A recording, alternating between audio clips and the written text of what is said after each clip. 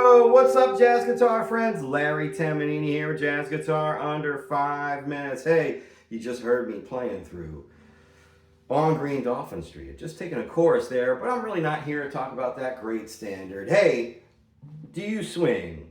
Are you a guitar player and do you think you can swing? If you do, this video isn't for you. So you just hit that, move on to the next one. But if you are on the struggle bus to Bebop City with your swing, why don't you hang out? I got 3 tips that are immediately going to help you start swinging a lot harder. Number 1, get a strong 8th note, right? What does that mean, having a strong 8th note? Well, right, the whole music is all about those swinging 8th notes, and a lot of people will talk about triplets, but let's be honest. If you can't play 8th notes, how the hell are you going to play triplets, right? Anytime you see like Barry Harris method videos, unless it's Barry Harris talking about it, like, come on, man. Swing is so personal. It's really important to get your own definition. When I was starting out, you would hear people say, oh, this player's swinging or this player's not swinging. And then you kind of ask, well, what is swinging? And no one really had like a concrete answer, right? So much of it has to do with those 8th notes, right? Those 8th notes that feel good. Swinging basically means you're playing the time and changes really well. That's the simplest way I can explain it. And it starts with those strong 8th notes.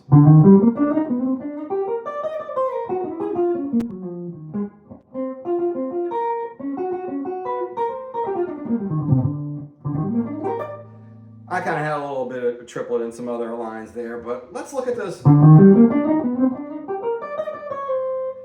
Something like that.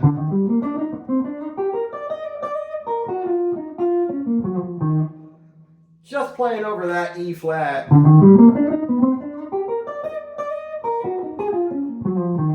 Once you get that momentum going with your 8th notes, everything you do is going to have 10 times more effectiveness.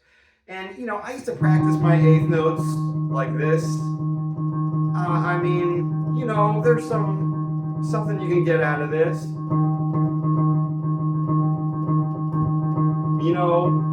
By accenting, you can really get a little bit more though, right? When you can really fall into the part where you kind of touch everything the same way.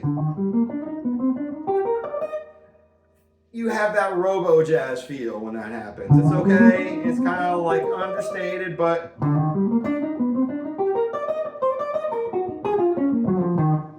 when you can kind of pop some notes and put some accents, almost like the way a drummer would, then those 8th notes are going to have even more pop. All right, so number 1, get those 8th notes strong. And you can practice them a lot of different ways.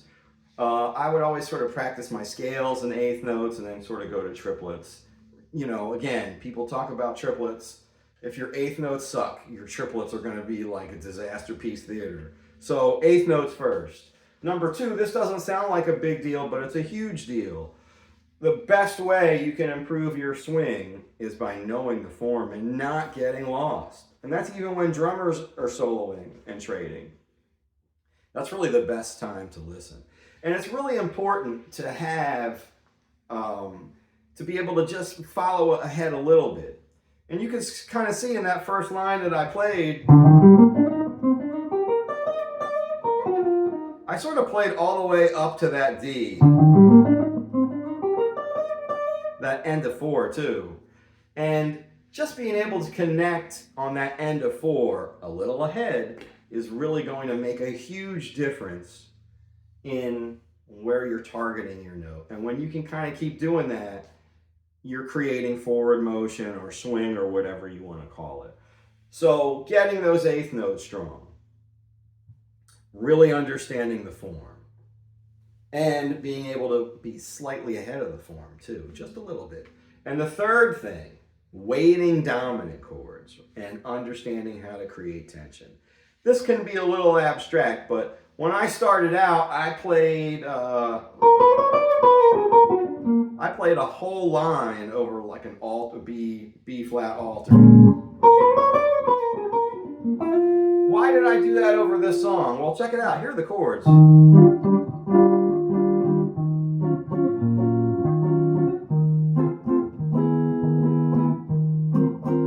no dominant chords there.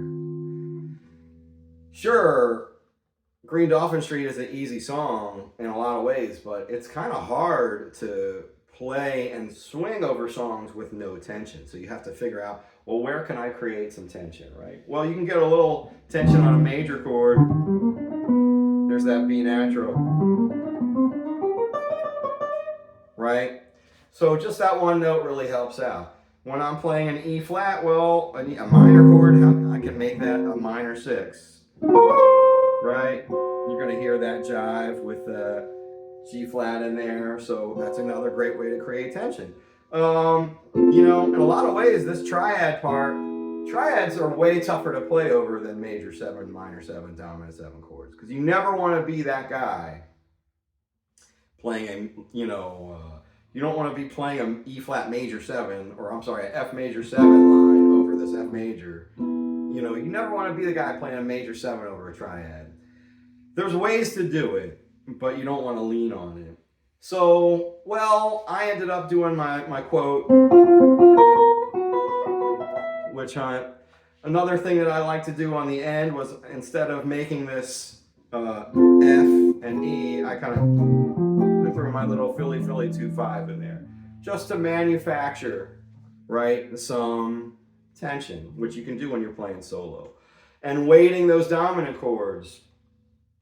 Again, it's really important to understand how to weight those dominant chords. And by weighting, I mean, like, how can I alter them? The more alterations you put on it, the more tension you're going to create. And as long as you can resolve it, go for it. But you want to start simple, right? A line that I like to play is something like, well, just off that half whole diminished.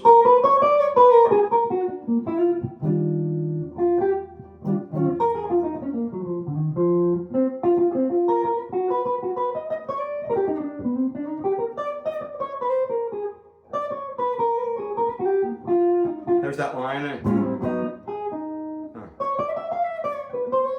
Just kind of recycle that line.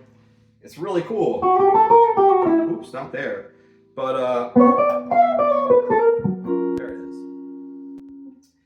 So weighting those dominant chords really going to create tension. When you have a strong 8th note, can follow the form and know how to weight dominant chords, you're going to be a super swinging brohan or girlhan. So have fun with it.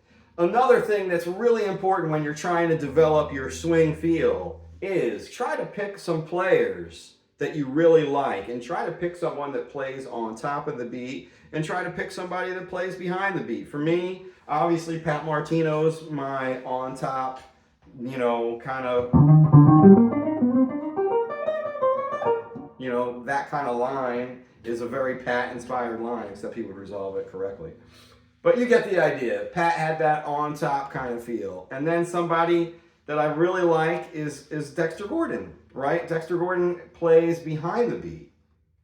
A really cool kind of a push and pull with a player that can play on top and a player that can play behind. So check it out, jazz guitar friends. If you like this, don't forget to hit that like, share, and subscribe button. I put up new content every week, whether it be just some tunes from the gig simulator, some lesson stuff, or some clips from some gigs. I hope everybody's having a great week and having a great start to the month of May. We're almost in summertime. I hope everybody's doing well. Bebop!